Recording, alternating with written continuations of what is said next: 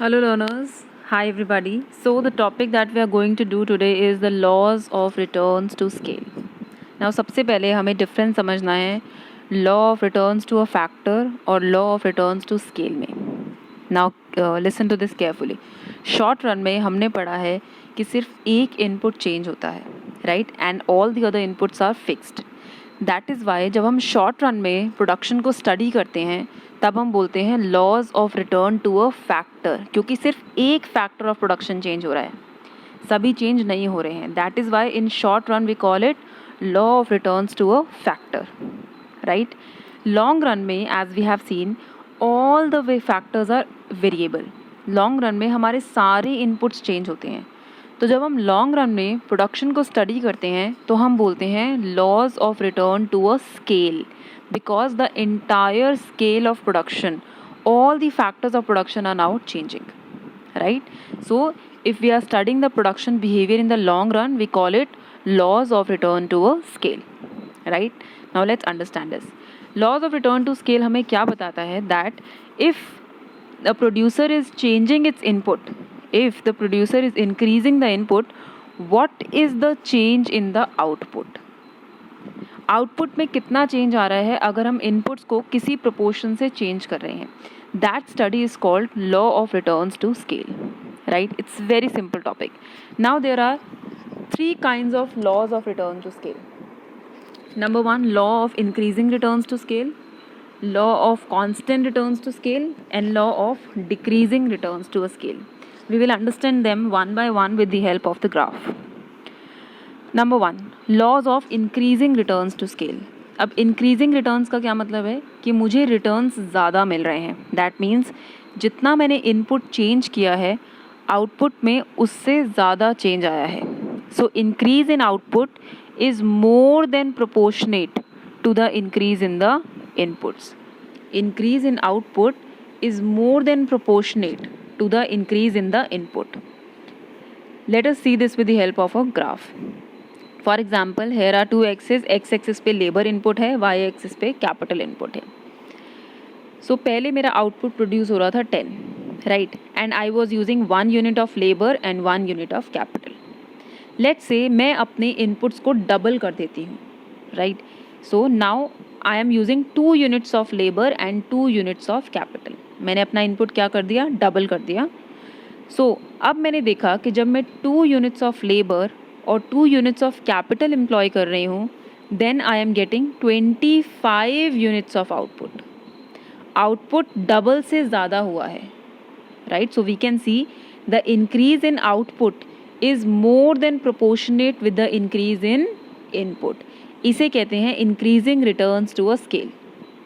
One more example. Let's say अगर मैं अपने इनपुट्स को ट्रिपल कर देती हूँ. Now I am using 3 labour and 3 capital और मैंने देखा कि मेरा आउटपुट ट्रिपल से ज़्यादा हो गया है, 50 यूनिट्स हो गया है. सो इस तरीके के जब हमें प्रोडक्शन बिहेवियर दिखता है when we see that with the increase in the inputs output is changing more than proportionately, then it is called increasing returns to a scale. और अगर फर्म को ऐसे रिटर्न्स मिलते हैं तो फर्म बोलता है that the firm is expanding. Firm कहती है कि हम एक्सपेंशन पाथ पे हैं, हम एक्सपैंड कर रहे हैं, right. This is the first law, law of increasing returns to a scale. Now what are the reasons. क्या रीजंस हैं कि फर्म को इंक्रीजिंग रिटर्न्स मिलते हैं? बहुत सारे रीजंस हैं. टेक्निकल एंड मैनेजरियल इंडिविजिबिलिटीज़, मतलब टेक्निकल और मैनेजरियल फंक्शंस बहुत अच्छे से परफॉर्म कर रहे हैं. हाई डिग्री ऑफ स्पेशलाइजेशंस हैं. Internal and external economies of scale मिल रहे हैं. Economies of scale I think सबको पता है. जब हम अपना स्केल ऑफ प्रोडक्शन बढ़ाते हैं, जब हम लार्ज स्केल पे प्रोड्यूस करते हैं तो चीज़ों की पर यूनिट कॉस्ट कम हो जाती है, right. When you are buying raw materials in bulk तो आपको रॉ मटेरियल्स का प्राइस कम पड़ता है. So that's called internal and external economies of scale. और maybe innovation, maybe the firm is using better resources. Technology firm बहुत अच्छी use कर रही है. Maybe innovation is the reason that the firm is expanding. So ये कुछ reason होते हैं why the firms get increasing returns to scale. Now let's go to constant returns to scale. Constant returns to scale का मतलब है increase in output is exactly proportionate to the increase in input. जितने मैंने input increase किए मेरा output भी उसी proportion से इंक्रीज़ हुआ है. Let's see with the example. So यहाँ पे X axis and Y axis पे लेबर एंड कैपिटल है.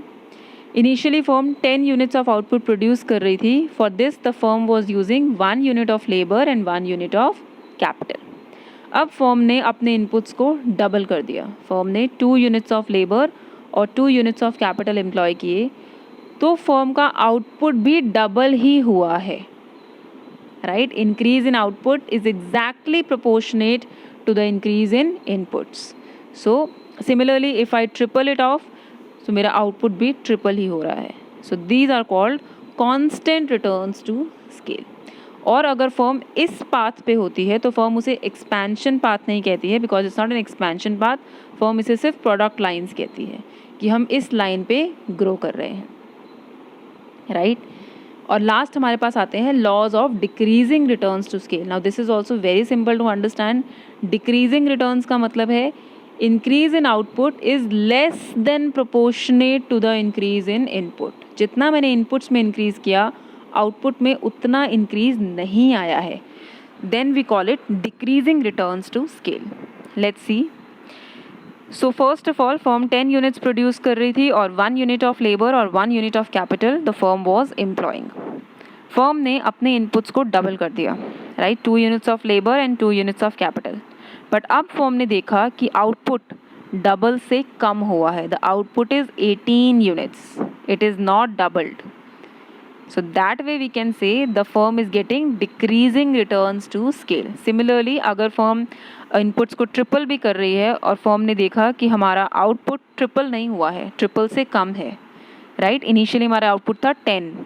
जब मैंने अपने inputs को triple किया तो output 30 नहीं हुआ, 24 हुआ. That means increase in output is less than proportionate to the increase in inputs. These are called laws of decreasing returns to a scale. Now what are the reasons we get decreasing returns to scale? Okay, these lines are also called the product lines only. Firm is in expansion path नहीं कहती है because again the firm is not growing. Reasons क्या होते हैं? Decreasing returns के कुछ reasons होते हैं. Maybe inefficiencies हैं. Maybe the firm has grown too large. Firm इतनी ज़्यादा increase हो गई है कि firm अपने expenses को, अपने departments को manage नहीं कर पाती है. These are certain reasons when the firms get decreasing returns to a scale. Right? Now, in this slide only, the next topic that we are going to do is the Cobb-Douglas production function. ये बहुत important है examination point of view से.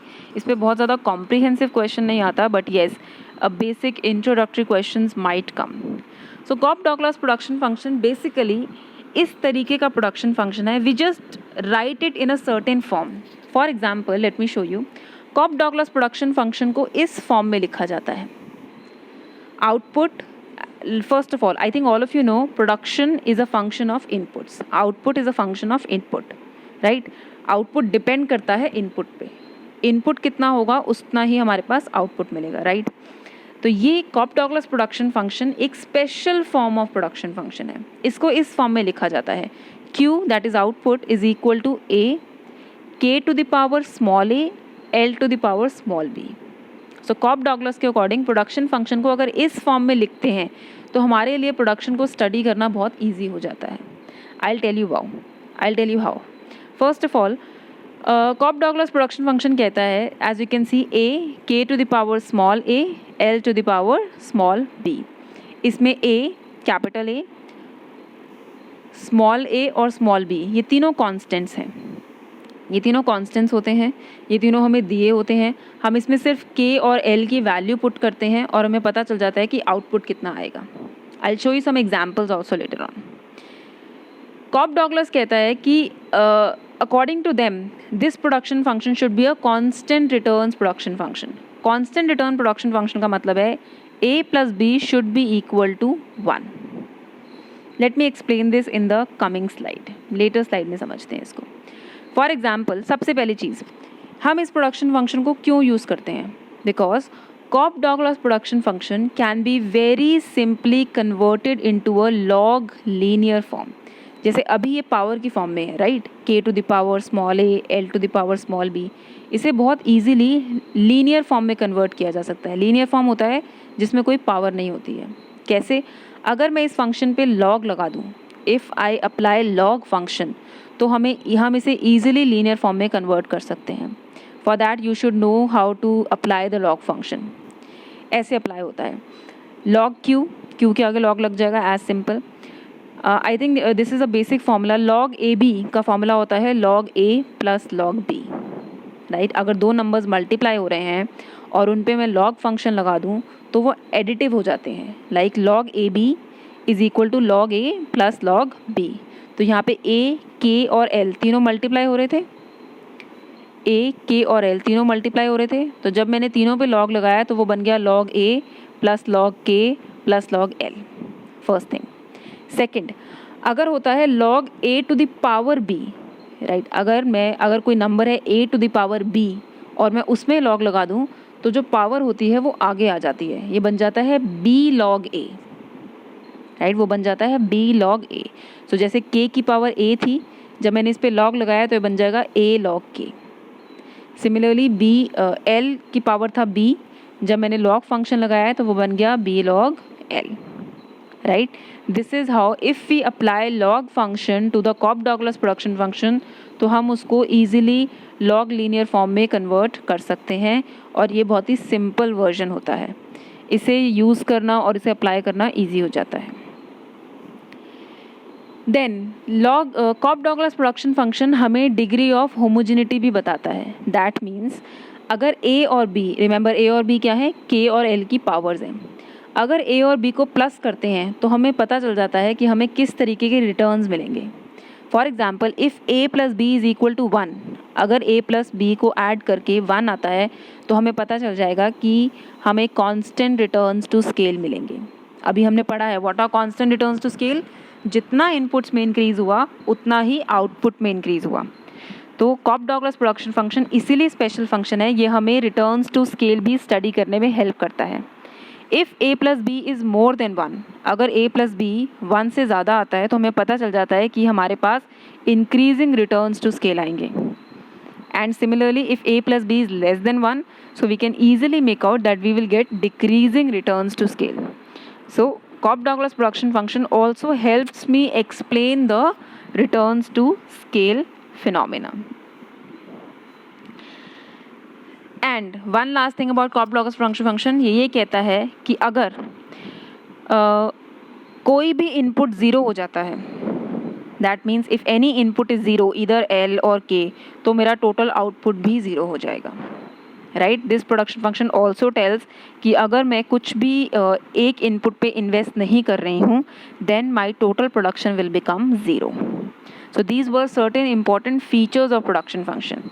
Let us see some questions. पहला question है यहाँ पे, this will clear all the concepts. Here you are given one type of Cobb-Douglas production function, L to the power 0.5, K to the power 0.5. Number 1, find the degree of production function. Degree कैसे पता चलती है? इन powers को add करके। अगर मैं 0.5 को add कर दूँ तो I get 1. So the degree of this production function is 1. Second question, find the law of production it reveals. ये कौन सा लॉ ऑफ प्रोडक्शन रिवील कर रहा है? क्योंकि ए और बी को ऐड करके 1 आ रहा है, that means it is constant returns to scale, right. And last है, find the output for 10 units of labour and 5 units of capital. This is very simple. L की जगह हम 10 पुट कर देंगे, के की जगह 5 पुट कर देंगे, and whatever is the answer we get the output. इस तरीके से कॉब-डॉगलस प्रोडक्शन फंक्शन के क्वेश्चंस आते हैं.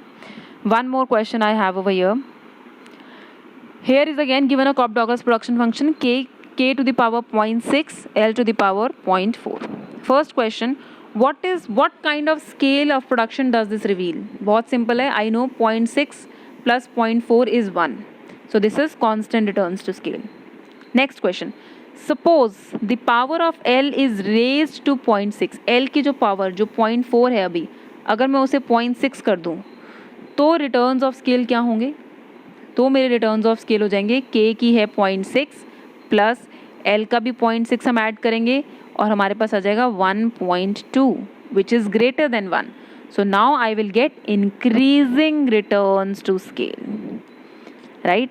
This is how Cobb-Douglas production function is very helpful to understand how does the inputs they behave and what kind of output we are going to get. So this is a special kind of production function that we study, right? And in this video, the last topic that we have is different types of isoquants. Isoquants कुछ different types के होते हैं. There are 3 broad categories. Number 1, linear isoquant. Then we have right angled isoquant, and then we have kinged isoquant. Let us see them one by one. First आता है linear isoquant. Linear isoquant का मतलब है दो inputs आपस में perfect substitute हैं एक दूसरे के, यानी कि अगर एक इनपुट अवेलेबल नहीं है तो मैं दूसरा इनपुट परफेक्टली उसकी जगह यूज़ कर सकती हूँ. अगर ये केस होता है तो हमारा आइसोक्वांट स्ट्रेट लाइन होता है. फॉर एग्जांपल, अगर एक पावर प्लांट है जो कि ऑयल या गैस को बर्न करता है, राइट, तो वो या ऑयल यूज़ कर सकता है बर्न करने के लिए, या गैस यूज़ कर सकता है, या दोनों के कॉम्बिनेशंस यूज़ कर सकता है. तो उसके इनपुट्स क्या हैं? Oil and gas. Now we see ये दोनों इनपुट्स परफेक्ट सब्स्टिट्यूट्स हैं एक दूसरे के. अगर ऑयल नहीं है तो वो गैस यूज़ कर लेगा, अगर गैस नहीं है तो वो ऑयल यूज़ कर लेगा. सो इस केस में अगर हमारा आइसोक्वांट बनेगा तो वो लीनियर शेप का होगा. That means it will be a straight line, just like you see in this diagram. Straight line का मतलब है अगर मैं चेंजेस कर रही हूँ कैपिटल में और जितने यूनिट्स ऑफ लेबर चाहिए वो कांस्टेंट रहेगा. रिमेंबर, हमने जो आइसोक्वांट पढ़ा है वो कॉन्वेक्स शेप का होता है. कॉन्वेक्स शेप का मतलब होता है marginal rate of technical substitution fall करता जा रहा है, राइट. यानी कि मुझे कैपिटल को रिप्लेस करने के लिए जितनी लेबर चाहिए वो इंक्रीज़ होती जाएगी. That is called marginal rate of technical substitution. लेकिन यहाँ पे वो चेंज नहीं हो रही है. Here the marginal rate of technical substitution is constant. That is why we get a linear isoquant. तो यानी कि जब दो इनपुट्स एक दूसरे के परफेक्ट सब्स्टिट्यूट होते हैं तो हमारे पास लीनियर आइसोक्वांट आता है. Let's move forward. अगला आता है राइट एंगल आइसोक्वांट्स. ये बिल्कुल ओपोजिट है with the linear isoquant. Linear में एक दूसरे के परफेक्ट सब्स्टिट्यूट थे, यानी एक की जगह दूसरा हम इजीली यूज़ कर सकते हैं. यहाँ पे एक दूसरे के परफेक्ट कॉम्प्लीमेंट्स हैं, यानी कि बिल्कुल भी सब्स्टिट्यूट नहीं कर सकते. हमें अगर एक की ज़रूरत है तो दूसरे की कंपल्सरी ज़रूरत है. For example, if you are in an industry of making bicycle, अगर आप साइकिल्स बनाते हो तो आपके दो इनपुट्स हैं. Number 1 wheels and number 2 frame, right. मुझे व्हील चाहिए और फ्रेम भी चाहिए. ये दोनों मेरे इनपुट्स हैं और मुझे दोनों की ज़रूरत है. मैं रिप्लेस नहीं कर सकती. Let me show you with example. For example ये हमारा राइट एंगल आइसोक्वांट है. यहाँ पे सपोज़ मैं व्हील ले लेती हूँ और यहाँ पे मैं फ्रेम ले लेती हूँ. यहाँ पे हम फ्रेम ले लेते हैं, ठीक है. अब सपोज़ मेरे पास यहाँ पे एक फ्रेम है और यहाँ पे 2 व्हील्स हैं. तो एक फ्रेम और 2 व्हील से मैं यहाँ पे 1 बाईसाइकिल मैन्युफैक्चर कर सकती हूँ. लेट्स से Q1 मुझे 1 बाईसाइकिल दिखा रहा है. अब अगर मैं चाहिए फ्रेम्स कितने भी इंक्रीज़ कर दूँ, 2 फ्रेम इंक्रीज़ कर दूँ, 3 कर दूँ, 4 कर दूँ, लेकिन व्हील्स मेरे पास अगर 2 ही हैं, if wheels are 2 then only 1 cycle can be made. Extra frames लाने से कोई बेनिफिट नहीं है जब तक व्हील्स में इंक्रीज़ नहीं करती. सिमिलरली, चाहे मैं यहाँ पे व्हील्स कितने भी इंक्रीज़ करती जाऊँ, 4, 6, 8, लेकिन अगर फ्रेम मेरे पास एक ही है, फ्रेम फिक्स है, तो भी मैं एक ही साइकिल मैन्युफैक्चर कर सकती हूँ. I can not increase the number of output.